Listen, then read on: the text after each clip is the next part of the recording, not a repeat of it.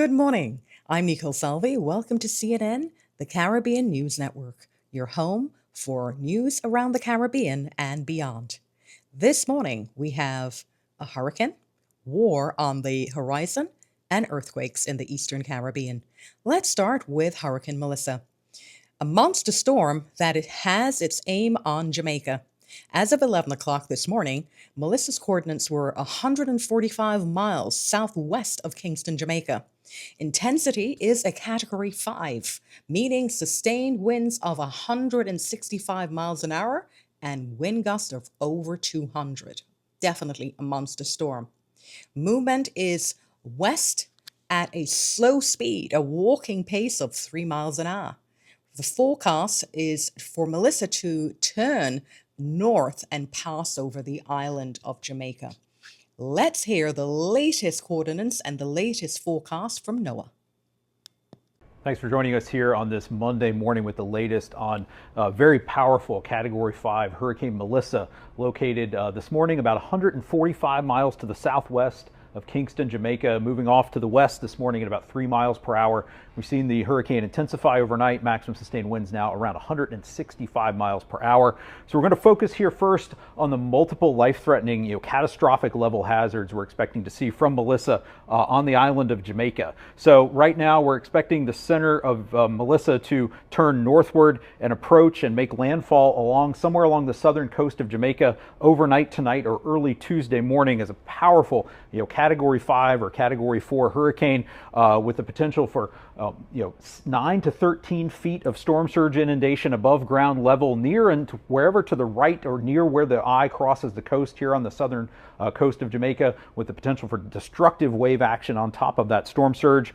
Near where the core makes landfall as well in the eye wall, we're expecting catastrophic wind impacts with total structural failure near where that eye wall moves across the island, especially in areas of higher terrain. We could see complete tree falls in the mountainous areas and just complete and total destruction of some structures in those regions. And if we look back at the rainfall totals here, expecting widespread rainfall totals of 20 to 30 inches with isolated totals of approaching 40 inches in some locations in Jamaica, leading to the potential or the expectation of catastrophic flash flooding, widespread numerous landslides likely. So people in Jamaica are already experiencing tropical storm conditions this morning.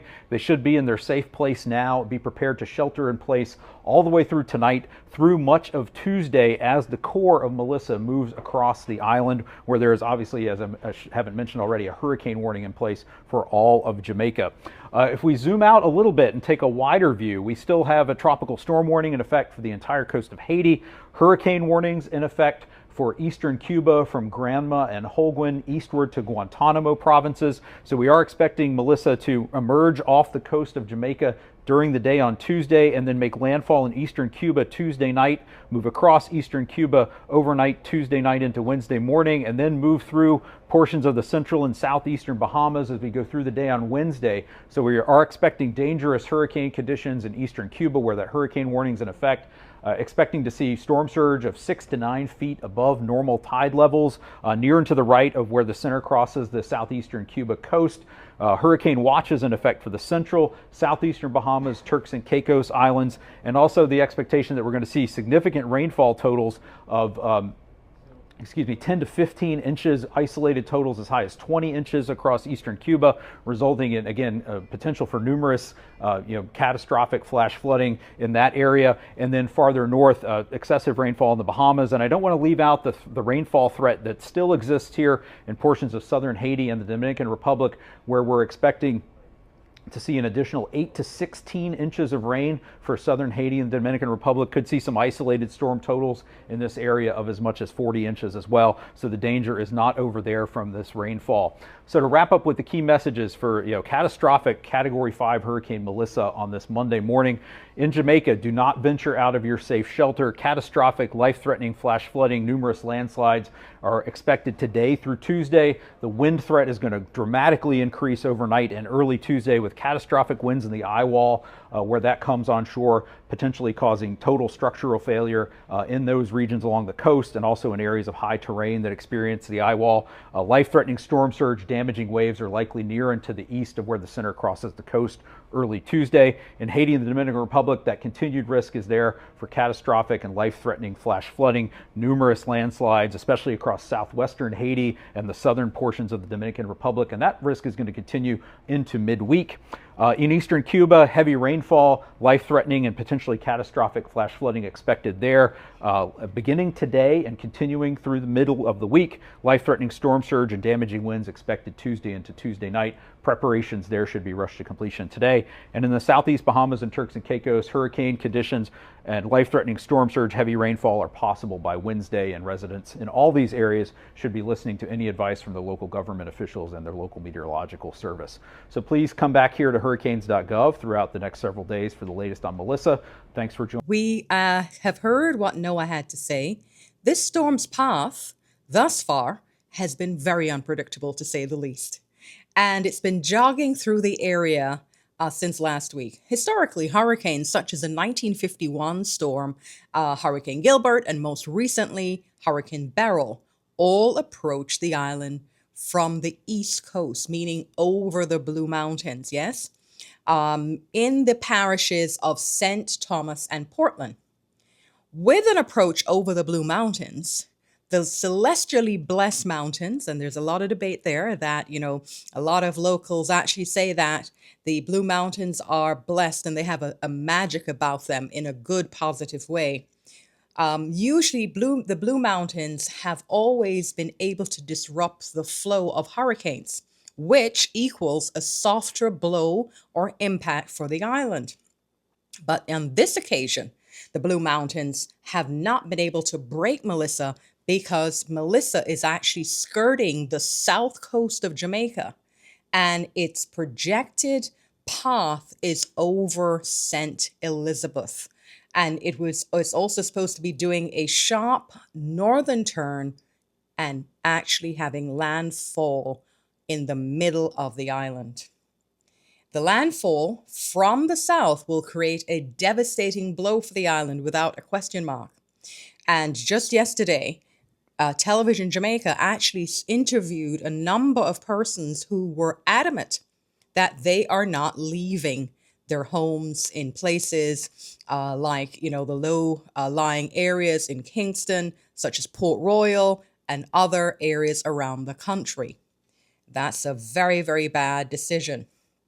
Packing, as I said earlier, 165 miles an hour wind with wind gusts of over 200 miles per hour. Melissa is a force to be reckoned with. Every aspect of Jamaica's life on Jamaica, will be greatly impacted, from telephone services, electricity, water, and food supplies will be seriously affected.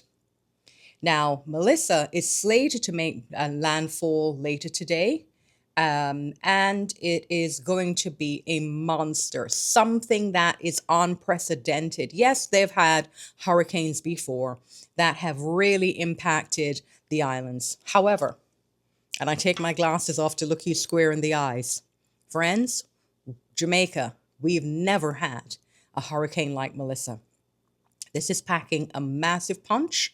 And as I said earlier, unfortunately, we don't have the Blue Mountains, those beautiful Blue Mountains to help us to scathe off, to soften the blow of Melissa. So, it's going to be, to say a rough ride is an understatement, guys. It's going to be a hell of a ride for Jamaica. And I really hope from the bottom of my heart that Jamaica does not get disrupted to the point that it's non-functional. Every sort of communication to the external world will be completely obliterated if indeed this hurricane takes the projected path. As a result of that, a number of international media outlets are now on Jamaica. That too is unheard of.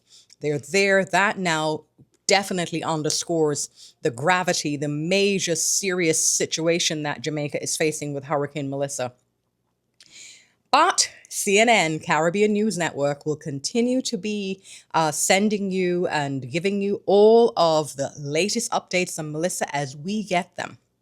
Now, moving on to other news, war in the Caribbean. And I was actually, been reporting since last week what is going on in the Caribbean.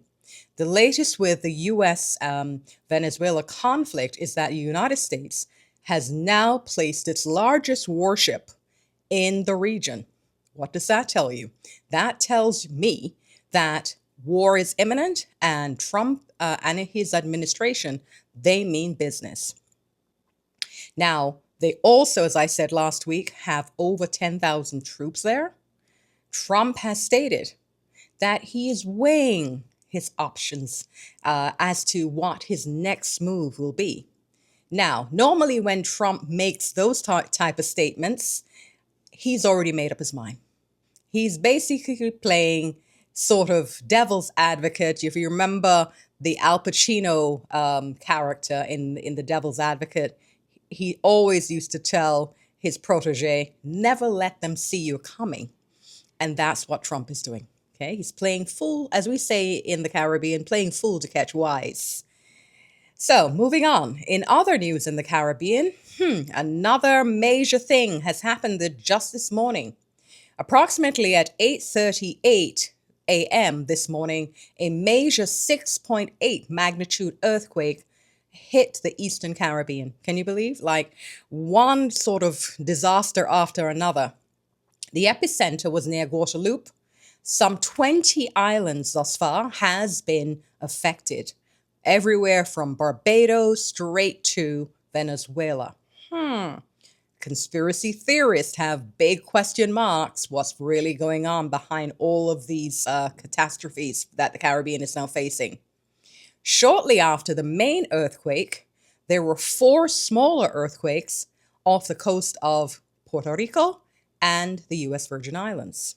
We'll have to keep an eye on how this unfolds and, hope that nobody there were no fatalities in these 5 quakes.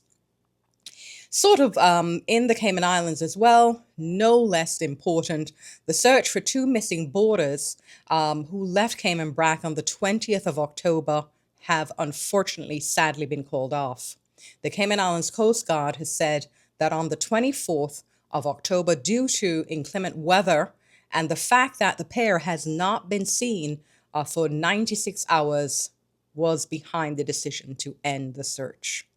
In the U.S., the government shutdown has now entered the 4th week. And with this, there is absolutely no remedy in sight. Federal workers are not being paid, and persons who rely on SNAP and other welfare services are facing food and housing insecurity. But Trump, guess what he's doing? He's demolished a part of the White House to build a gilded ballroom to entertain international world leaders.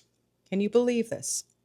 The outrageous sum of $300 million is what the actual cost to erect this ballroom with wonderful gold foil sort of ceilings and all the rest of it.